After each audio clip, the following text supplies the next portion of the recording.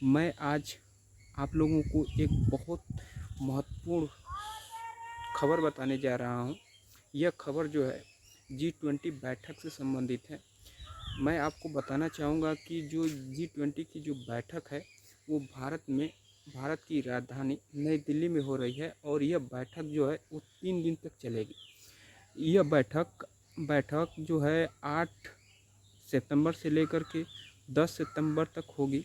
बैठक के पहले दिन ही अमेरिका ने संयुक्त राष्ट्र सुरक्षा परिषद की अस्थायी सदस्यता के लिए भारत का समर्थन कर दिया है।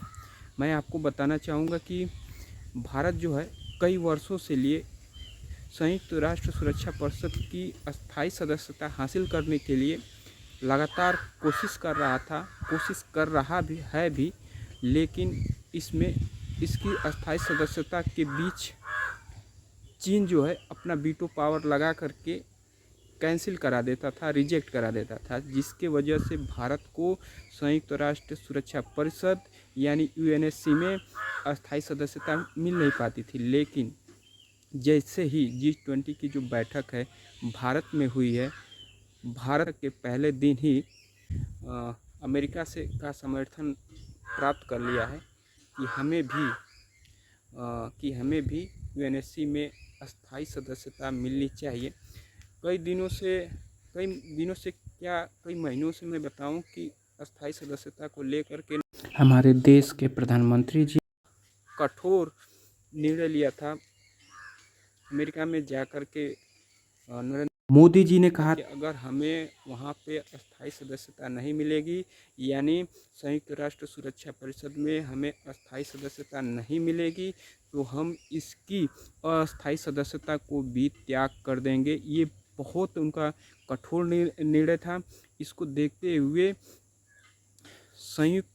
जो अमेरिका है वो बहुत घबरा गया था। अमेरिका के साथ साथ रूस भी बहुत घबरा गया था। हमको यह अमेरिका के लिए एक मजबूरी बन गई थी, क्योंकि जैसे ही हमारे देश के प्रधानमंत्री नरेंद्र मोदी ने UN में जाकर के ये हल्ला बोल दिया कि अगर हमें UNSC में अगर अस्थायी सदस्यता नहीं मिलती है तो हम इसके अस्थायी सदस्यता से भी त्याग कर देंगे। तो इसलिए अमेरिका के लिए मजबूरी बन गई थी कि इसको अस्थायी सदस्यता देने के लिए इसका समर्थन किया जाए, क्योंकि आप सभी लोग जानते हैं कि जो भारत है दुनिया का ग्रो करने वाली एक अर्थव्यवस्था वाला देश बनता जा रहा है।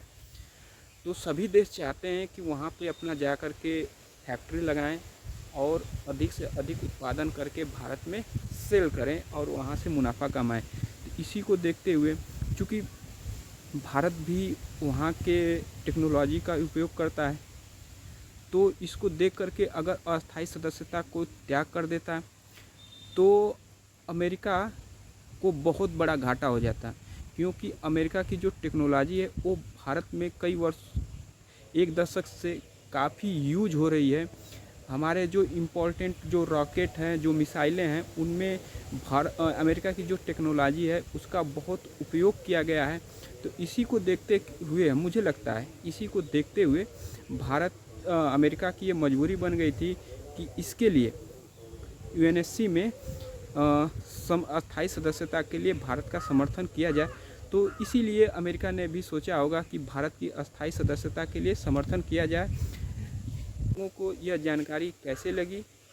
अगर अच्छी लगी तो आप मेरे वीडियो पे कमेंट करिए, लाइक करिए और मेरे चैनल को सब्सक्राइब करिए।